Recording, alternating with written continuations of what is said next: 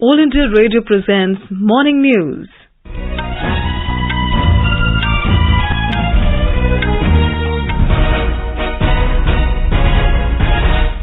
Good morning. I am Sangra and with me is Subhadra Ramachandran.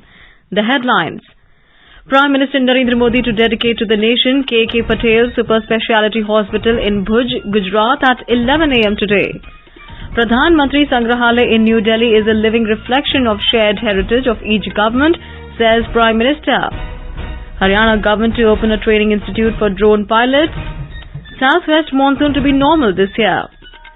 Mineral production in the country records over 13% cumulative growth during April to February last fiscal. India and Indonesia emphasize need for greater maritime cooperation in Indo-Pacific region. Good Friday, which marks crucifixion of Jesus Christ, being observed today all over the world. India to host Street Child Cricket World Cup in 2023. And in IPL, Gujarat Titans beat Rajasthan Royals by 37 runs in Mumbai.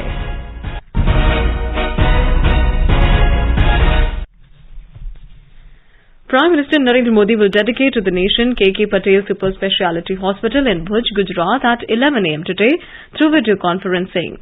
The hospital has been built by Shri Kachi Leva Patel Samaj, Bhuj. In a tweet, Mr. Modi said, the hospital will significantly augment health infrastructure in Kutch. This 200-bedded hospital is the first charitable super speciality hospital in Kutch. Super speciality services such as interventional cardiology, radiation oncology, surgical oncology, nephrology, neurosurgery, joint replacement and other supportive services like laboratory radiology are provided in the hospital at an affordable cost. Prime Minister Narendra Modi inaugurated the Pradhan Mantri Sangra in New Delhi yesterday. On the occasion, Mr. Modi also purchased the first ticket to Pradhan Mantri Sangra. Addressing the gathering, the Prime Minister said, this museum is a living reflection of the shared heritage of each government. ये संग्रहालय भी प्रत्येक सरकार की साझा विरासत का जीवंत प्रतिबिंब बन गया है। देश के हर प्रधानमंत्री ने अपने समय की अलग अलग चुनौतियों को पार करते हुए देश को आगे ले जाने की कोशिश की। सबके व्यक्तित्व, कृतित्व, नेतृत्व के अलग अलग आयाम रहे। ये सब लोक स्मृति की चीजें हैं। Mr. Modi said it is a matter of pride that most of the prime ministers of the country came from very humble backgrounds. ये हम भारतवासियों के लिए बहुत गौरव की बात है कि हमारे ज्यादातर प्रधानमंत्री बहुत ही साधारण परिवार से रहे। सुदूर देहात से आकर, एकदम गरीब परिवार से आकर, किसान परिवार से आकर भी प्रधानमंत्री पद पर पहुंचना भारतीय लोकतंत्र की महान परंपराओं के प्रति विश्वास को दृढ़ करता है। ये देश को, युवाओं को भी विश्वास देता है कि भारत की लोकतांत्रिक व्यवस्था में सामान्य परिवार में जन्म लाने वाला व्यक्ति भी शीर्ष स्तंभ पदों पर पहुंच सकता है। The Prime Minister said India's democracy inspires the country to accept modernity and new thoughts. Commerce and Industry Minister Piyush Goyal reviewed the progress made under PM Gati Shakti National Master Plan for holistic and integrated planning for infrastructure. The National Master Plan will help in achieving the objective of an Atmanirbhar Bharat by providing visibility to various stakeholders involved in the development of infrastructure. It will incorporate the infrastructure schemes of various ministries and state governments. Economic zones like textile clusters, pharmaceutical clusters, defense corridors, electronic parks, industrial corridors, fishing clusters and agri-zones will also be covered under the master plan.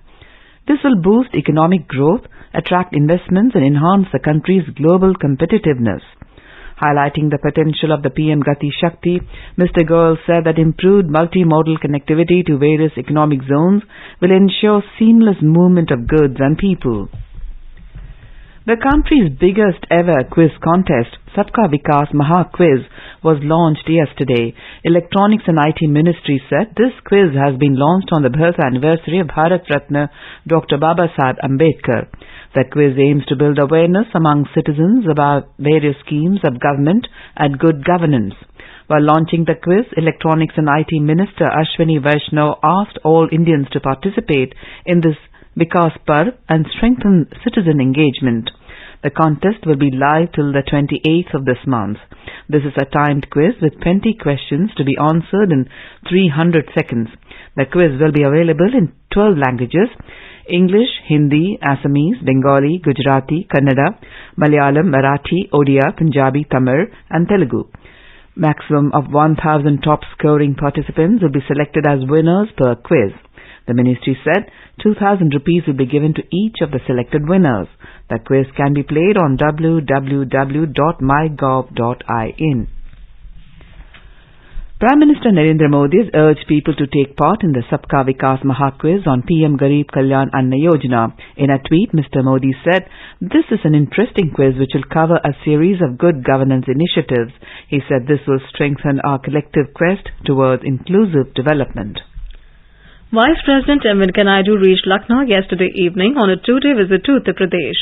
During his visit, the Vice President will go to Ayodhya and Varanasi and will perform puja at Ram Lalla and Kashi Vishwanath Temple. More details from our correspondent.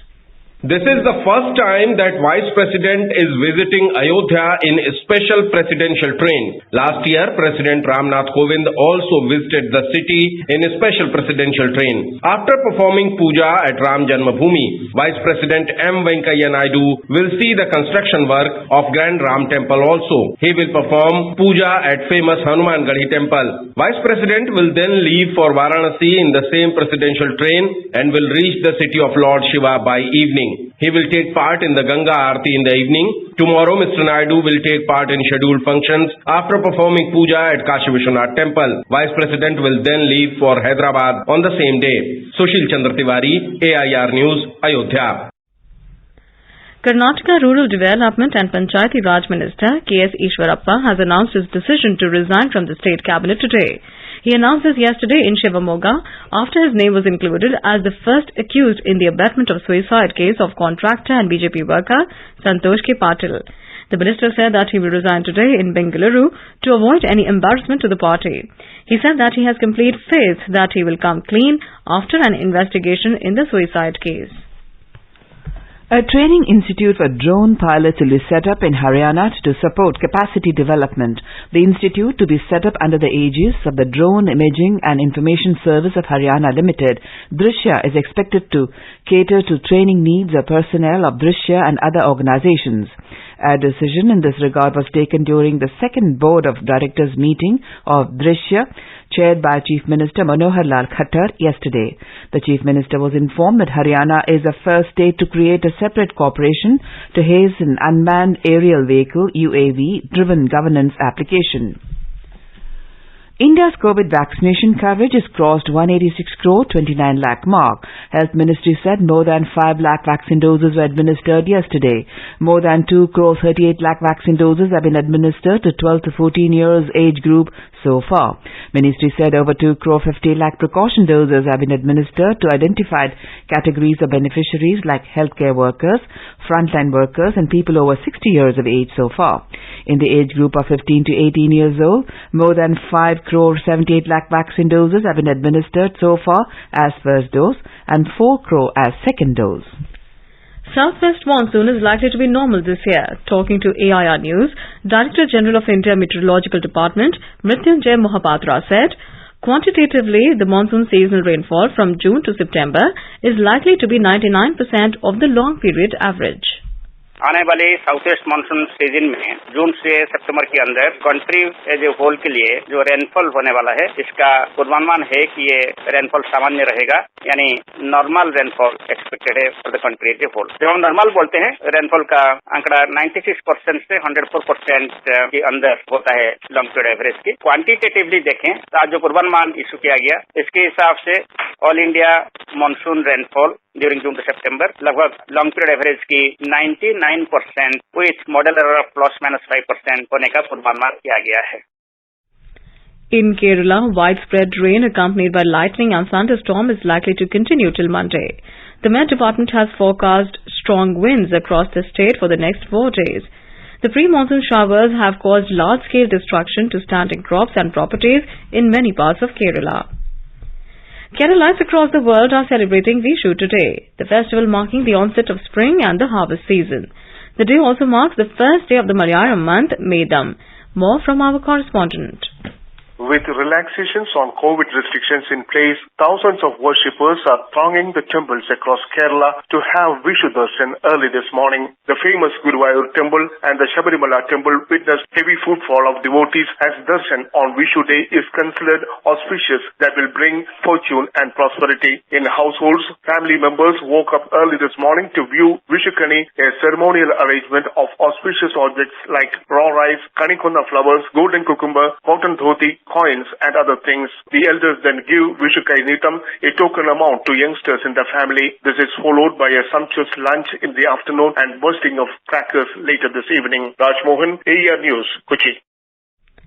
Prime Minister Narendra Modi has greeted people on Poila Boishakh. In a tweet, Mr. Modi said this special occasion manifests the outstanding Bengali culture. He hoped that the coming years bring with it joy, peace and prosperity. The mineral production has recorded 13.2% cumulative growth during April to February in the last financial year. Coal Ministry said the index of mineral production of mining and quarrying sector for the month of February this year was 4.5% higher as compared to February last year.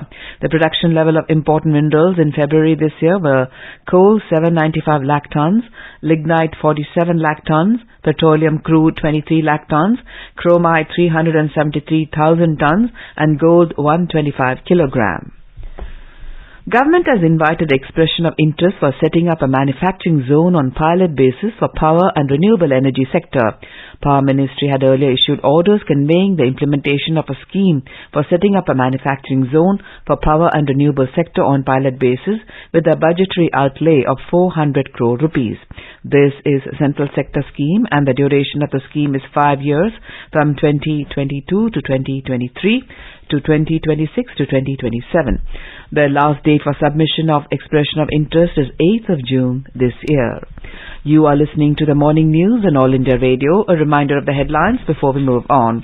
Prime Minister Narendra Modi to dedicate to the nation KK Patel Super Speciality Hospital in Bhuj, Gujarat at 11 a.m. today.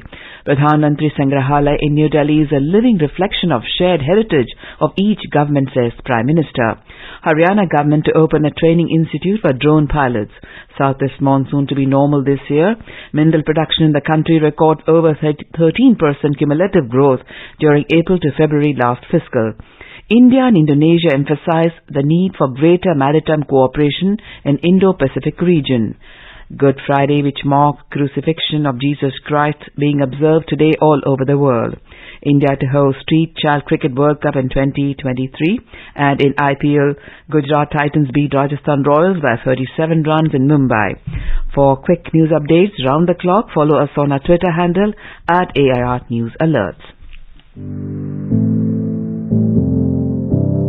Competition की अगर आप कर रहे हैं तैयारी तो उनके लिए ऑल इंडिया रेडियो पर हम लाए हैं अभ्यास, एक ऐसा कार्यक्रम जिसमें आप पूछेंगे सवाल व्हाट्सएप नंबर 9289094044 पर या फिर ईमेल करेंगे abhyas.airnews@gmail.com पर और हमारे विशेषज्ञ देंगे इसका जवाब।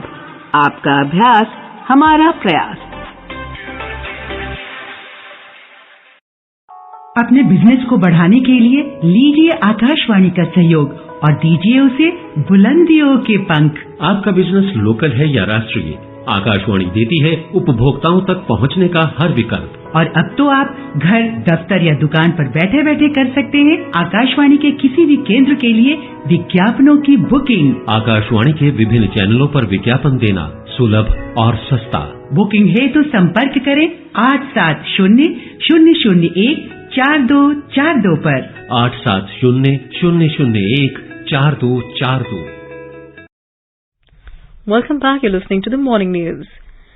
India and Indonesia have emphasized the need for greater maritime cooperation in the Indo-Pacific during the 7th round of India-Indonesia Foreign Office Consultations or FOC that was held in Jakarta yesterday. The meeting was co-chaired by Saurabh Kumar, Secretary East, Ministry of External Affairs of India, and Abdul Qadir Jalani, Director General for Asia Pacific and Africa, Ministry of Foreign Affairs, Indonesia. Both sides reviewed their overall bilateral relationship, covering political exchanges, defense and security cooperation, trade and economic matters, and consular issues. In Sri Lanka, a massive protest erupted in the Galle Face Green area in the capital city of Colombo as the island nation is facing its worst economic crisis since independence. This comes at a time when Sri Lanka is celebrating its new year. The Sri Lankans are protesting against the government's handling of the economic situation and demanding the resignation of President Gotabaya Rajapaksa and Prime Minister Mahinda Rajapaksa.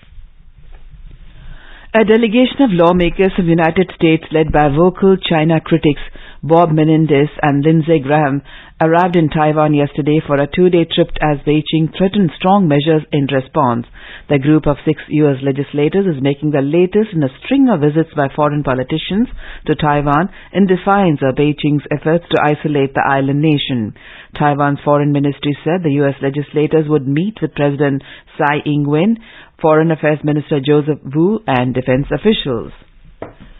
The richest man in the world, Elon Musk, chief of Tesla, has offered to buy the social media company Twitter for a whopping $41 billion in cash. In a letter to Twitter chairman Bret Taylor, Musk said that the company needs to go private in order to see effective changes. At present, Musk is Twitter's bigger shareholder with more than 9% stake in the company. He further highlighted that if Twitter does not consider his proposition, then he will have to reconsider his position as a shareholder too.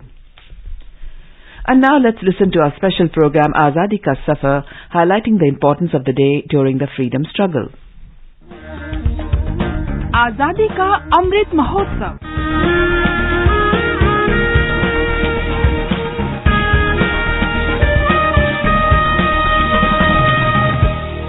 Azadi Ka Safar with AIR News. Birth of a Nation. India's glorious freedom struggle is one of the greatest struggles the modern world has ever witnessed. AIR News brings you a glimpse of the struggle every day. In today's episode, we remember a captain of the Indian National Army, Ram Singh Thakuri, who died on the 15th of April 2002. He is also the composer of the INA anthem, Qaumi Tarana, which continues to instill the sense of patriotism among Indians through decades. कदम कदम बढ़ाए जा खुशी के गीत गाए जा ये जिंदगी है कौम की तू कौम पे लुटाए जा तू शेर हिंद आगे बढ़ मरने से फिर भी तू न डर उड़ा के दुश्मनों का सर जो है वतन बढ़ाए जा. Ram Singh was born near Dharamshala, Himachal Pradesh on 15th of August 1914. He was inspired by his maternal grandfather Nathu Chand to learn music. After joining the British Army in 1927, he got training from renowned British musician Hatson and Danish and brass band, string band and dance band.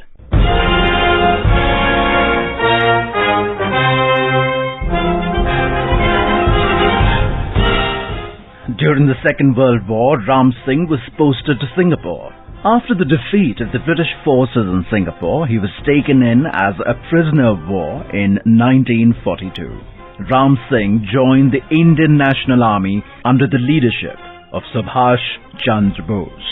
When Bose came to know about Ram Singh's musical talent, he asked Ram Singh to compose tunes that would inspire the spirit of patriotism. Bose said to him, "The song should have such an indelible impact and force that the Cathay building should break into two parts and the sky should become visible." The army man and musician Ram Singh wrote lyrics and composed the famous song Kadam Kadam Badhaye Ja. तेरी हिम्मत बढ़ती रहे खुदा तेरी धुंधा रहे जो सामने तेरे अड़े तू खाक में मिलाए जा कदम. After the end of the war, Singh was brought back to India with his fellow soldiers and imprisoned at the Kabul lines of the Delhi cantonment. Mahatma Gandhi and Sardar Vallabhbhai Patel came to meet the INA soldiers. During the meeting, General Bhosle of the INA made a plea to Sardar Patel that the INA soldiers wanted to play the Qaumi Tarana. Bapuji sought permission from the English Army General, who readily gave it.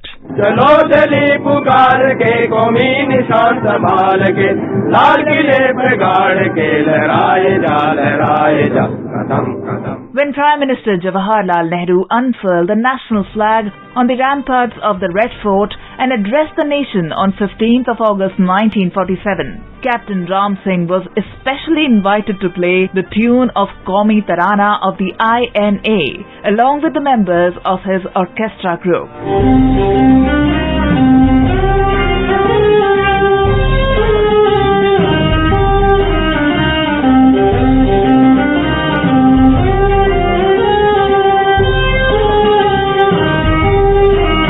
Captain Thakuri united all the Indians to the sound of his patriotic music. His spirit is still alive in our hearts through his songs of valor, which resonate across the country even today. We salute the great nationalist.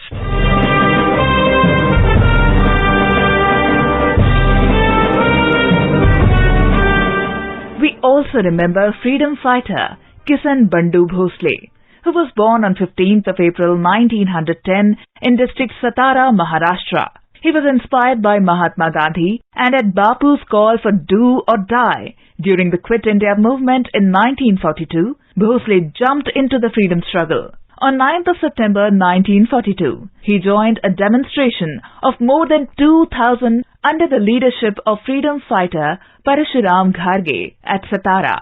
The marchers were stopped by the police officials and, on refusal to disperse, they were fired upon.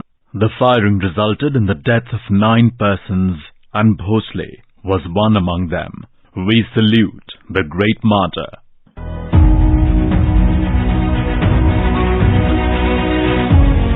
We also remember martyr Karam Singh, who took part in the First War of Indian Independence. He was arrested by the British and charged with mutiny. Karam Singh was sentenced to death and executed on the 15th of April 1858. We salute the great son of the soil. That brings us to the end of this episode of Azadi Ka Safar with AIR News. See you in the next episode tomorrow.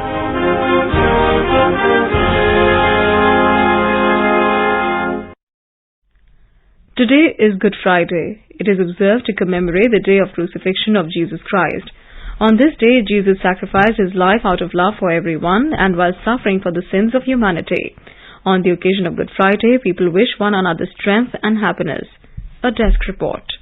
Good Friday is a Friday before Easter, on which Christians annually observe the commemoration of the crucifixion of Jesus Christ. From the early days of Christianity, Good Friday was observed as a day of sorrow, penance and fasting. Good Friday comes from the obsolete sense pious, holy of the word good. According to accounts in Gospels, the royal soldiers arrested Jesus in the Garden of Gethsemane. Following his arrest, he was tried and sentenced to be crucified. Jesus carried his cross to the site of execution. There he was crucified. He agonized on the cross for 6 hours. During his last 3 hours on the cross, from noon to 3 p.m., darkness fell over the whole land. With a loud cry, Jesus gave up his spirit. Christians believe that God raised Jesus on the 3rd day after his crucifixion, starting or restoring his exalted life as Christ and Lord. Easter celebrates Jesus' supernatural resurrection from the dead, which established him as a Son of God and is cited as proof that God will righteously judge the world. Ravi Kumar, AIR News, Delhi. Prime Minister Narendra Modi today remembered the courage and sacrifices of Jesus Christ on Good Friday. In a tweet, Mr. Modi said his ideals of service and brotherhood are the guiding light for several people. India will host the Street Child Cricket World Cup in 2023. Organized by Street Child United and Save the Children India, the Street Child Cricket World Cup 2023 will welcome 22 teams from 16 countries to India next year. In 2019, this championship was held in London, where 8 teams competed. Team India South lifted the cup after beating host England. This event will take place in September ahead of the ICC World Cup and see street children and young people taking part in a mixed gender cricket tournament. Details on venues will be notified later. In IPL cricket, Gujarat Titans defeated Rajasthan Royals by 37 runs at Dr. D.Y. Patil Sports Academy, Mumbai last night. Debutants Gujarat Titans' fourth victory in the 5 matches has taken them to the top of the Indian Premier League 2022 table, while for Rajasthan Royals, this is their second loss in the league as they fall out to the third spot. Chasing the target of 193 runs, the Rajasthan Royals were restricted to 155 for 9 in the stipulated 20 overs, losing by 37 runs. Joss Butler was the top scorer with 54 for Rajasthan Royals. For Gujarat Titans, Lockie Ferguson and debutant Yash Dayal picked up 3 wickets each, while Mohammad Shami and Hardik Pandya shared a wicket each to register their 4th win of the season. Earlier, Rajasthan Royals won the toss and opted to field. Batting first, Hardik Pandya's captain, knock of 87 and Abhinav Manohar's 43 guide Gujarat Titans to a challenging target of 192 for 4 wickets in the stipulated 20 overs. Hardik Pandya was declared player of the match. For Rajasthan Royals, Kuldeep Sen, Yuzvendra Chahal and Riyan Parag bagged 1 wicket each. Today, Sunrisers Hyderabad will take on Kolkata Knight Riders at Pradhan Stadium in Mumbai at 7:30 p.m. Odisha Chief Minister Naveen Patnaik yesterday unveiled the logo of 2023 FIH Men's Hockey World Cup at the Kaling Stadium in capital Bhubaneswar. To be held in the twin cities of Bhubaneswar and Rourkela, the prestigious quadrennial tournament is scheduled from January 13 to 29. Hockey India and its official partner Odisha will host the marquee event for the second consecutive time in the country after 2018. The 15th edition of the showpiece will be staged in Bhubaneswar and Rourkela, where the country's largest hockey stadium is being constructed. And now let's take a look at the weather forecast for the day. National capital Delhi will have a partly cloudy sky. Minimum temperature was around 25, while maximum is expected to be around 40 degrees Celsius. Mumbai will have a mainly clear sky, becoming partly cloudy towards the afternoon or evening. Temperature will hover between 25 and 35 degrees Celsius. Chennai is likely to have a partly cloudy sky. Temperature will hover between 28 and 35 degrees Celsius. Kolkata is likely to have a partly cloudy sky with possibility of moderate rain or thunderstorm. The temperature will vary between 28 and 37 degrees Celsius. Srinagar is expected to have a partly cloudy sky, becoming generally cloudy towards the afternoon or evening or night.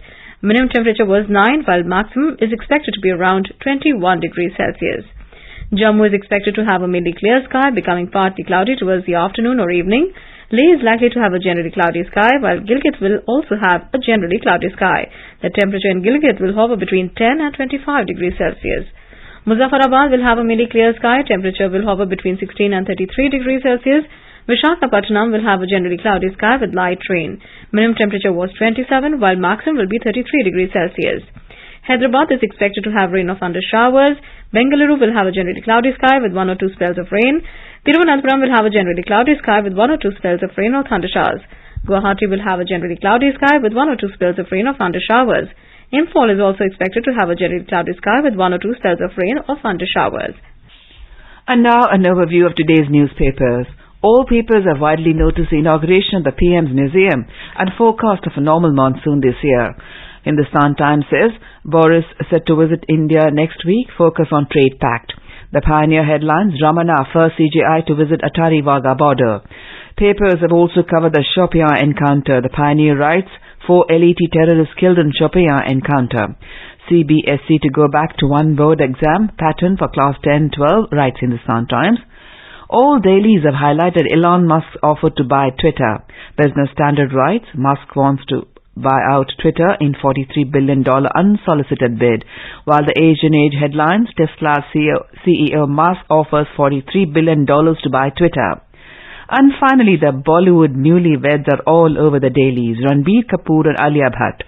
Hindustan Times has a picture of the couple on their front page posing for photographs after the wedding. And now, before we end the bulletin, the headlines once again. Prime Minister Narendra Modi to dedicate to the nation KK Patel Super Speciality Hospital in Bhuj, Gujarat at 11 a.m. today. Pradhan Mantri Sangra in New Delhi is a living reflection of shared heritage of each government, says Prime Minister. Haryana government to open a training institute for drone pilots. Southwest monsoon to be normal this year. Mineral production in the country records over 13% cumulative growth during April to February last fiscal. India and Indonesia emphasize need for greater maritime cooperation in Indo-Pacific region. Good Friday, which marks crucifixion of Jesus Christ, being observed today all over the world. India to host Street Child Cricket World Cup in 2023. And in IPL, Gujarat Titans beat Rajasthan Royals by 37 runs in Mumbai. And with that, we end the morning news. Have a great day.